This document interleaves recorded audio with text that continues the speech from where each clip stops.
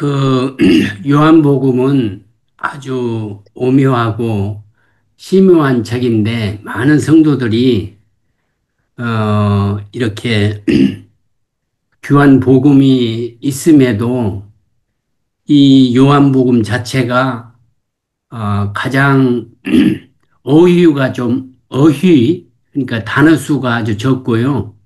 반복적이기 때문에 사람들이 아주 쉬운 책으로 이렇게 생각하는 경향이 많아서 보통 이렇게 그냥 쉽게 생각하는데, 어,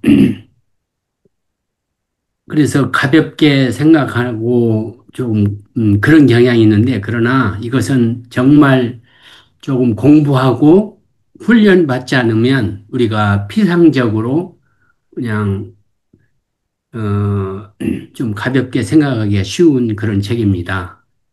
어, 그래서, 이 정말 복음의 진수가 가득 찬 이 요한복음을 여러분과 제가 한번 공부하기를 원하는데 제가 감히 이 책을 논하기가 굉장히 부족한데 기도하면서 많은 책을 이렇게 보면서 참으로 우리가 그동안에 이 요한복음을 잘못 이렇게 생각하고 있는 것도 많았구나를 생각하게 됩니다. 그래서 오늘하고 다음 주까지 전체적인 그 맥락을 조금 얘기한 다음에 그 다음에 본문으로 들어가서 연구하기를 원하는데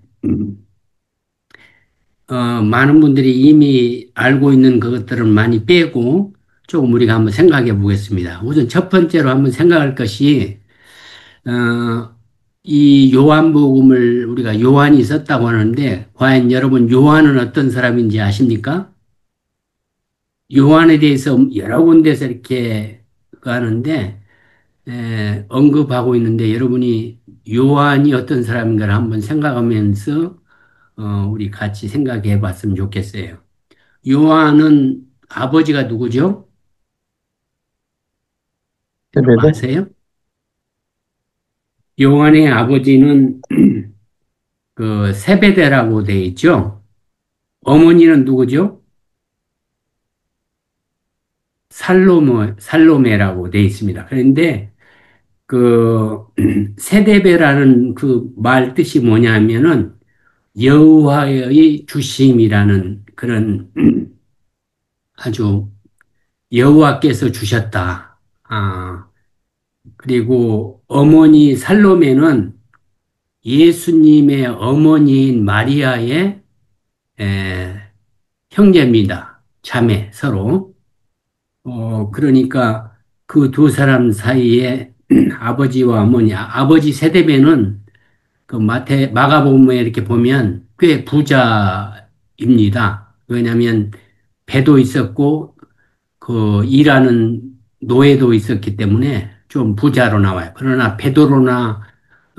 베드로 형제는 좀 가난한 그냥 그 그물만 갖고 있는 그런 좀 가난한 제자였고 이 요한은 조금 좀 풍성한 가정에서 태어나서 같은 어부였지만은 배도 있고 그물도 있고 이런 가정에서 태어난 것 같아요. 그래서 요한은 야고보의 그 야고보와 형제간인데 같은 날 예수님으로부터 그 배에서 그물을 이렇게 짚고 있는데 불러서 따라가게 되죠. 어, 어, 그리고 요한은 또한 별명이 뭐냐면 우레의 아들이라는 별명을 가진 사람입니다.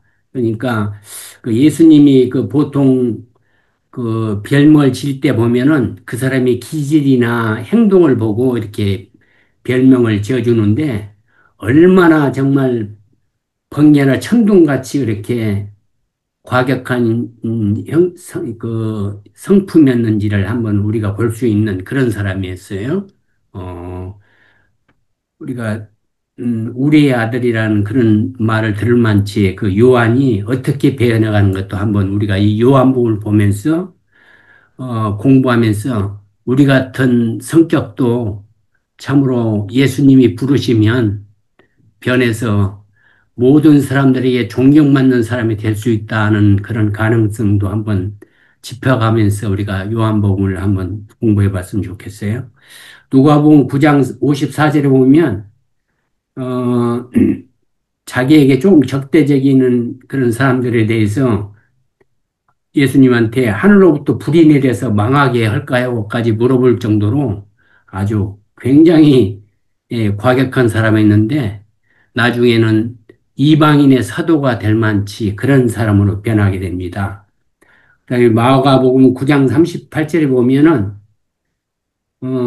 어떤 사람이 따르지 않는 그 동료들에 대해서 시기하는 그러한 아주 질투심이 굉장히 강한 사람으로 또 묘사되는 그런 것도 있어요. 이게 우리들의 나쁜 성격을 다 갖고 있는 그런 제자였어요. 어, 그다음에 또 어떤 것은 좋아하냐면은 천국에 가면은 자기를 제일 좋은 자리에 앉혀달라고 예수님한테 부탁할 정도로 그 부탁을 가만히 들으면서 자기가 원하는 그런 것을 이렇게 하는 그런 아주 고집 세고 참 그런 최고를 좋아하는 그런 성품도 갖고 있는 사람이었어요. 에, 그런데 나중에 보면은 그 요한복음이나 다른 그가 쓴 저서에 보면 사랑을 계속 거듭 강조하고 사랑이 정말 모든 것을 감춘다고 이렇게 얘기하는 그런 처음에는 세례 요한의 제자였어요. 그랬는데 또 자기 제자를 중에서도 이렇게 세례 요한한테 자기 제자를 보낼 만치 정말 마음이 너글고 어, 진리를 위해서 산 그런 사람 같은 거예요. 어, 이분은 최후의 만찬에도 참석했고 그다음에 정말 예수님 품에 안겨서 만찬 때에 에, 예수님 품에 안겨서 그 총애를 받을 만치 그러한 아주 신실한 하나님 그 예수님의 제자였고 나중에 예수님이 돌아가신 다음에 부활했는데 그 빈 무덤에 직접 자기가 눈으로 가서 아주 본 그런 사람입니다. 다른 제자들은 다 도망가는데 최후까지 그 십자가 그 가까이까지 따라간 아주 그런 에, 예수님의 그런 제자였고 예수님의 어머니인 마리아를 네 어머니라고 하면서 앞으로 내가 죽은 다음에 네가 좀 공양을 하라고 하면서 그러한 제자가 요한입니다.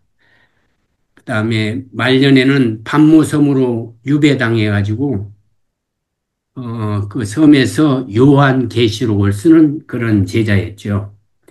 그래서 이 기록의 배경은 여러분이 잘 안 것처럼 AD 85년에서 한 95년경, 그래서 다시 말하면 크게 얘기하면 80년대하고 90년대 말까지 그 사이에 에, 이 요한 복음을 기록하지 않았을까 많이 생각합니다. 그게 1세기 한 후반, 전에 에, 왜 이것을 썼냐면 그 당시 사회상이 그노스티기즘이라는 그 영지주의가 판을 치고 있을 때였어요. 영지주의는 뭐였냐면은 이 그노시스, 아는 것, 지식, 이런 것에 유래한 그런 종교 집단인데, 사상인데요. 그 당시는 플라톤의 그 이혼론이라는가, 유대교의 그 신비주의, 애고베나 그 인도 사상, 불교 사상, 윤회 사상, 이런 데가 뒤섞여서 합리적인 사상이 아주 판치는 그런 시국이었어요. 모든 그 세상이. 그래서 이 요한복음을 쓰게 된 것은 기독교 진리와 완전히 다른 이런 인본주의적인 사상으로 이렇게 광명한 천사를 가장해 갖고 이 사탄이 염주주의를 이렇게 퍼뜨리는 그때에 염주주의는 이 지식이 최고라고 얘기할 때예요. 그래서 그 플라톤의 여러분이 책을 읽어보면 아주 그 지식을 굉장히 강조하고 지식이 곧 우리 영혼을 구원한다고 이렇게 생각하고 아주 그럴듯하게 묘사했어요. 그러나 성경에서 예수님은 뭐라고 하냐면 지식이 구원하는 것이 아니고 믿음만이 구원한다고 이렇게 얘기하신 거였어요. 그래서 요한이 그것을 에, 이 개인적인 영적인 이 지식을 강조하는 그 사람들에게 에, 실질적인 그 이 이혼론은 이렇게 에, 우리 몸이 아무리 뭐 악하게 행동하고 악한 짓을 할지라도 어, 아무런 우리 구원과는 관계가 없다. 그냥 우리 인간은 실제적인 삶이 영적인 영역이기 때문에 이 정신세계, 영만, 그 하면 되지. 이런 육체는, 그래서 굉장히 또 타락하고 육체는 죄를 져도 괜찮다는 그런 생각이 많았는데 요즘 교회나 우리 신앙인들 가운데도 그때 그 사상들이 조금씩 남아 있어요. 다시 말하면 교회에서 한 일은 거룩하고 집에서나 밖에서 한 일은 조금 거룩하지 않는 것처럼 이렇게 에, 부족하고 죄된 생활이고 이렇게 우리가 생각하는 그런 사상들이 많은데 성경을 깊이 보고 예수님을 진짜로 예수의 그 정신, 믿음의 정신을 이렇게 깊이 보게 되면 교회 일이나 가정에서나 사회에서나 이런 어디서나 하는 모든 것들이 참으로 성스럽고 중요하다는 것을 우리가 느껴야 됩니다. 그래서 교회에다가 헌금하고 이런 것은 굉장히 거룩하고 다른데 우리가 어떤 데 쓰면은 굉장히 헛한 걸로 이렇게 생각하는 그런 생각들이 옛날에 그러한 생각들이 지금도 있다는 것을 우리가 생각하면서 이 요한복음의 진수를 한번 여러분과 논하기를 원합니다. 지금 그 배경을 얘기 드린 것처럼 당시에 그 플라톤의 그 이원론, 스토아 철학이라든가 이 지식을 강조하면서 지식만이 구원할 수 있다는 그러한 것을 굉장히 강조할 때 우리 아까 읽은 이 요한복음의 기록 목적의 제일 처음에 요한복음 20장 아까 31절 우리 읽었죠? 목사님 한번 띄워보세요. 어, 요한복음 20장 31절에 오직 이것을 기록함은 그러니까 다시 말하면 이 요한복음을 기록한 그 목적은 기록한 너희로 예수께서 하나님의 아들 그리스도인임을 믿게 하려 함이요 또 너희로 믿고 그 이름을 힘입어 생명을 얻게 함이라. 그 당시에는 지식이 생명이라고 생각했는데 이 생명은 믿음만이 얻을 수 있다는 것을 강조한 것입니다. 그래서 여기서 두 가지의 목적이 있는데 하나는 예수님이 하나님의 아들이고 그리스도이심을 선포하는 거고 두 번째는 그분을 믿고 정말 그분의 말씀에 따라서 살 때에 생명이 얻어진다. 우리가 많이 알고 어떤 뭐 지식적으로 그런 것이 아니라 정말 하나님의 이, 믿음이 중요하다는 것을 우리한테 얘기하고 있습니다. 그래서 그분을 영접하는 자, 곧 그 이름을 믿는 자에게 하나님의 자녀가 되는 권세를 주셨다. 그러니까 우리가 어떤 사람이라 할지라도, 우리가 무엇을 가졌다 할지라도가 아니라, 또 어떤 사람인가가 아니라, 그분을 이렇게 믿음으로 영접하는 자, 그 다음에 그 이름을 믿는 자, 예수 그리스도를 믿는 자가 자녀가 된다. 니네가 많이 배우고, 플라톤이나 뭐, 그런 유명한 그런 자가 되지 않더라도 정말 믿음 하나 갖고도 자녀가 된다는 것을 얘기합니다. 그것은 혈통으로나 육정으로 되는 것이 아니고, 이 자녀라는 것은 우리가 인간이 생각할 때 혈통으로나 이런 육으로 이렇게 그게 아니고, 또 사람의 뜻 이런 것이 아니고 오직 하나님으로부터 난 자들이라고 얘기합니다. 에, 그래서 우리가 본문에 들어가 보면 니고데모와 대화를 합니다. 네가 거듭나야 하늘나라를 볼 수 있다고 그 당시에는 이혼론, 응? 육체는 더럽고 영혼은 깨끗하고 이런 이혼론적인 사상을 가졌기 때문에 이, 이 니고데모에게 이렇게 말씀으로 이렇게 강론할 때 얘기합니다. 거듭나야 된다. 그러니까 내가 그러면 엄마 뱃속에 다시 들어갔다 나와야 된단 말입니까? 그럴 때에 그게 아니고 믿음으로 거듭난 것에 대해서 이렇게 얘기하게 되는데 우리가 그때 한번 자세히 얘기할 텐데 그래서 이 요한복음은 그 당시 이혼론에 꽉 잡혀 있는 자들에게 이혼론적으로 이렇게 예수님이 모든 말씀을 풀어가는 그런 장입니다. 그래서 정말 우리가 믿음으로 많이 예수 그리스도를 에, 주로 신뢰할 수 있으며 그분의 생명을 받을 수 있으며 자녀가 될 수 있으며 그 다음에 그분은 하나님 아버지는 이 세상을 이처럼 사랑하셔서 하나뿐인 아들일 예수 그리스도를 보내게 됩니다. 아, 그래서 여러분과 제가 이 기록 배경을 잘 좀 생각하면서 그 당시 왜 이 요한복음을 쓸 수밖에 없었던 그 요한의 심정을 한번 읽으면서 이 요한복음을 여러분이 읽었으면 좋겠습니다. 그래서 꼭 성경을 가지고 이 공부를 했으면 좋겠고요. 에, 공관복음과 요한복음의 그 특징이 있는데 이 공관복음, 다시 말하면 마태복음, 마가복음, 누가복음은 예수님의 행적을 중심으로 썼습니다. 예수님이 어디 가시고 무슨 일을 하시고 이런 것. 그런데 요한복음은 예수님의 말씀과 자기 계시의 이런 그 중심으로 주로 쓰게 됩니다.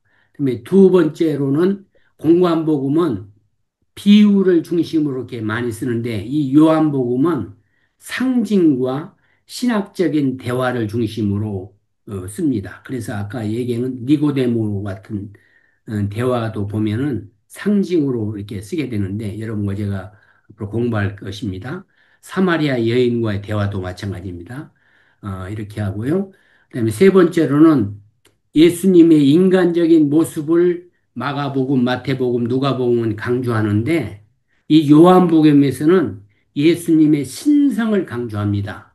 그래서 여러분과 제가 이제 나는 무엇이다 일곱 번을 얘기합니다. 일곱이란 수는 우리가 요한계시록 때 공부한 것처럼 완전수입니다. 그러니까 정말로 내가 완전한 하나님의 아들이며 하나님이라는 것을 우리한테 설포하기 위해서 일곱 번 나는 무엇이다. 그래서 무엇이죠? 첫 번째가 나는 생명의 떡이다. 나는 세상의 빛이다. 나는 양의 문이다. 나는 선한 목자다. 나는 부활이요 생명이다. 나는 길이요 진리요 생명이고 나는 참 포도주, 포도 나무요. 이렇게 일곱 가지를 여러분과 한번 공부할 텐데 이렇게 신성을 강조합니다. 그 다음에 공관복음은 주로 갈릴리를 중심으로 썼어요. 근데 요한복음은 예루살렘을 중심으로 즉 남부 그 팔레스타인 그 유다 지방 그 일을 중심으로 이렇게 활동하면서 썼습니다. 그 다음에 이 공관복음에는 기적이 한 20여 개 나오는데 요한복음은 아까 얘기한 것처럼 예수님께서 일곱 가지의 표적을 집중적으로 여기서 기적으로 얘기하지 않고 표적으로 얘기합니다. 사인으로. 거기에 보면은 제일 처음이 가나안에서 혼인잔치에서 물을 포도주로 만드는 그런 것을 시작하면서 또 여기도 일곱 가지의 에, 많은 사람이 기적으로 얘기하는데 사인입니다. 예수님이 내가 진정으로 하나님이라는 것을 보이는 사인을 일곱 가지를 집중적으로 얘기한다는 것입니다. 그 다음에 하나 더 한다면, 에, 그 객관적인 성격을 띤 전기적인 그런 걸로 이렇게 에, 마태복음, 마가복음, 누가복음 이렇게 썼다면은 요한복음은 예수님에 대한 주관적인 객관적이 아니고 주관적인 그 핵심을 그 내용으로 하고 있다는 것을 생각하시면서 어, 우리가 공부했으면 좋겠습니다. 그래서 정말 에, 요즘 많은 교회가 또 우리 그동안에 나와 있는 이 책들을 보면 요한복음을 이렇게 겉대적으로 우리가 얘기하는 가나안의 혼인잔치도 그냥 거기에서 물을 포도주로 만든 그런 기적에 대해서만 얘기하는데 참으로 그 안에 어, 예수 그리스도가 하나님이라는 것을 보여주는 그런 어, 아주 귀한 복음이 들어있다는 것을 우리가 생각하면서 특별히 오늘날 많은 교회들이 영지주의적인 그러한 사상을 가지고 신앙을 하는 분들이 많은데 내가 어느 곳에 있든지 하나님의 자녀답게 살 때에 하나님께서 내 자녀라고 인정하며 그 믿음을 귀중하게 본다고 생각하시면서 무슨 일을 하든지 어, 정말 하나님의 영광을 위해서 하는 일은 하나님이 크게 받으신다. 내가 교회를 가다가 너무 나의 피로를 느끼는 사람이 있다면 교회를 안 가고 그 사람을 돕는 것을 더 하나님께서 귀하게 보인다는 그 정신을 여러분과 제가 꼭 간직하면서 이 요한복음을 묵상했으면 좋겠습니다. 오늘날 많은 교회나 목사들이나 많은 사람들이 참으로 자기 교회를 발전시키고 그러는데 그런 것은 다 성경의 제대로 된 진리가 아닙니다. 그리고 인간적인 이 세상의 생각과 우리들의 그걸로 교회를 부흥시키고 이런 것들이 하나님의 진정한 그러한 소망이고 하나님의 그 성경을 주신 목적인가도 우리가 깊이 생각하면서 정말 그렇다고 해서 절대 우리는 남을 비판하지 말라고 그랬으니까 비판의 눈으로 보지 말고 기도하는 마음으로 사랑을 베풀면서 이렇게 하겠다는 그런 결단으로 이 요한복음을 여러분과 제가 끝까지 공부했으면 좋겠습니다. 한 주 동안 여러분의 가정 속에 또 생활 속에 하나님의 영광이 나타나기를 바라고 우리는 이미 빛과 소금의 직분을 맡은 자들이기 때문에 어둠이 있는 곳에는 빛이 절대로 어둠이 이 빛을 이길 수 없습니다. 아무리 작은 빛이라도 어둠이 절대로 아무리 캄캄하다 할지라도 이길 수 없어요. 그런 것을 느끼면서 힘들고 어렵지만은 이 어려운 세상에서 여러분과 제가 승리하시기를 바라겠습니다. 감사합니다. 첫째 시간 마치겠습니다. 같이 기도하겠습니다.